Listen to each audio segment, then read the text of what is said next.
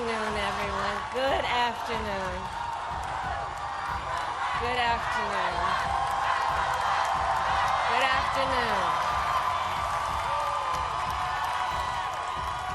Thank you all. Thank you, thank you. Thank you, thank you. So let me say, and I love you back. And I love you back.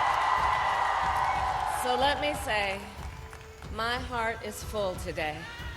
My heart is full today, full of gratitude for the trust you have placed in me, full of love for our country, and full of resolve. The outcome of this election is not what we wanted, not what we fought for, not what we voted for, but hear me when I say, the light of America's promise will always burn bright.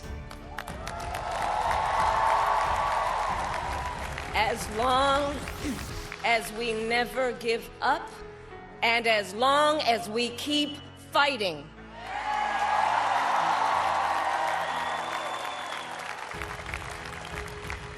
To my beloved Doug and our family, I love you so very much. To President Biden and Dr. Biden, thank you for your faith and support. To Governor Walz and the Walz family, I know your service to our nation will continue. And to my extraordinary team, to the volunteers who gave so much of themselves, to the poll workers and the local election officials, I thank you all. Look, I am so proud of the race we ran, and the way we ran it, Over the 107 days of this campaign, we have been intentional about building community and building coalitions, bringing people together from every walk of life and background, united by love of country with enthusiasm and joy in our fight for America's future.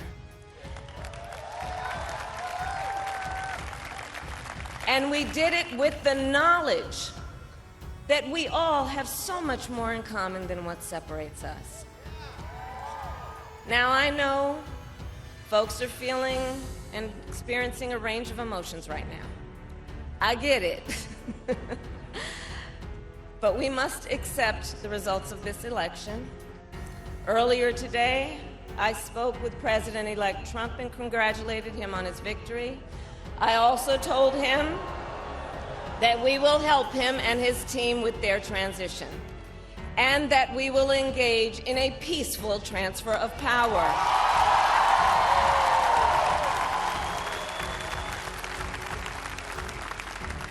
A fundamental principle of American democracy is that when we lose an election, we accept the results. That principle, as much as any other, distinguishes democracy from monarchy or tyranny. And anyone who seeks the public trust must honor it. At the same time, in our nation, we owe loyalty not to a president or a party, but to the Constitution of the United States.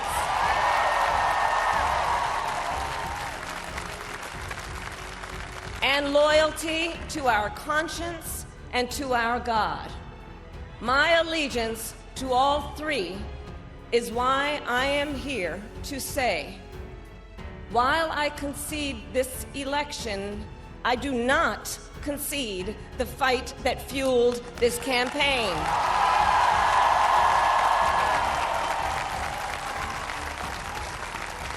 The fight for freedom, for opportunity, for fairness, and the dignity of all people. A fight for the ideals at the heart of our nation. the ideals that reflect America at our best. That is a fight I will never give up.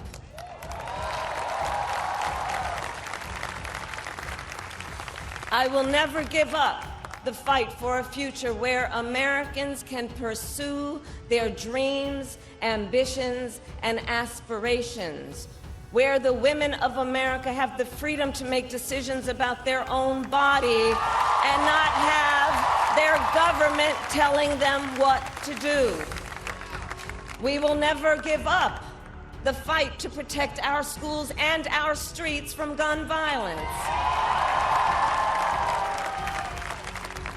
And America, we will never give up the fight for our democracy, for the rule of law, for equal justice, and for the sacred idea that every one of us, no matter who we are or where we start out, has certain fundamental rights and freedoms that must be respected and upheld.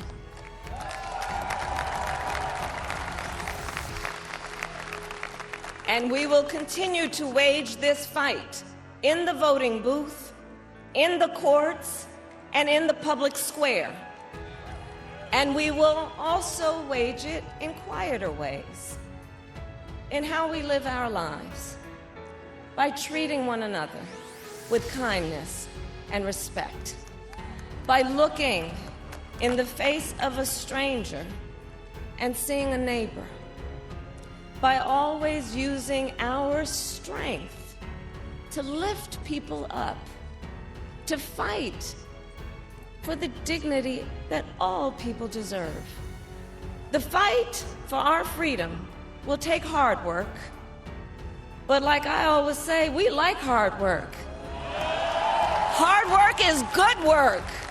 Hard work can be joyful work. And the fight for our country is always worth it. It is always worth it.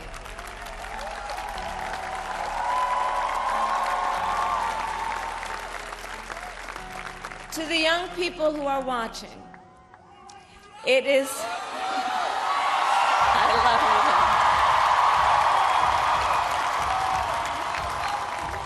you. To the young people who are watching, it is okay to feel sad and disappointed, but please know it's going to be okay. On the campaign, I would often say, when we fight, we win.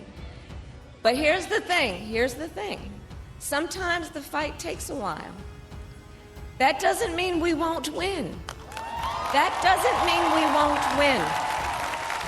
The important thing is don't ever give up. Don't ever give up. Don't ever stop trying to make the world a better place. You have power. You have power. And don't you ever listen when anyone tells you something is impossible because it has never been done before.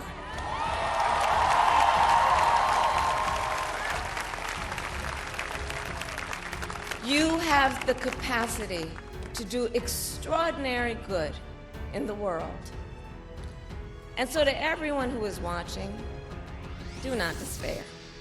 This is not a time to throw up our hands. This is a time to roll up our sleeves.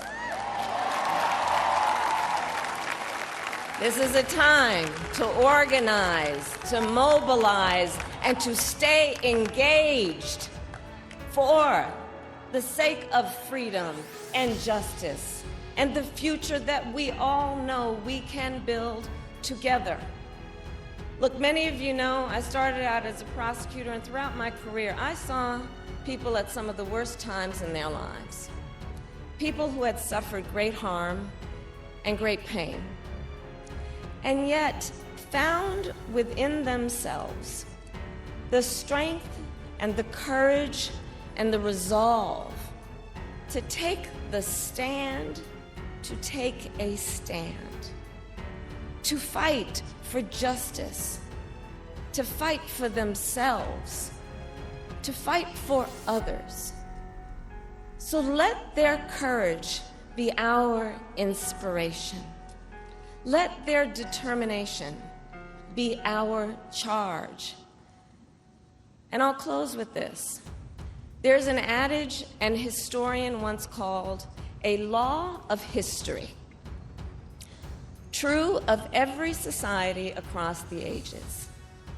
The adage is, only when it is dark enough can you see the stars.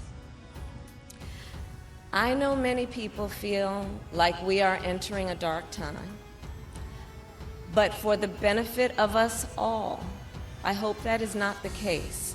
But here's the thing, America, if it is, let us fill the sky with the light of a brilliant, brilliant billion of stars. The light of optimism, of faith, of truth, and service.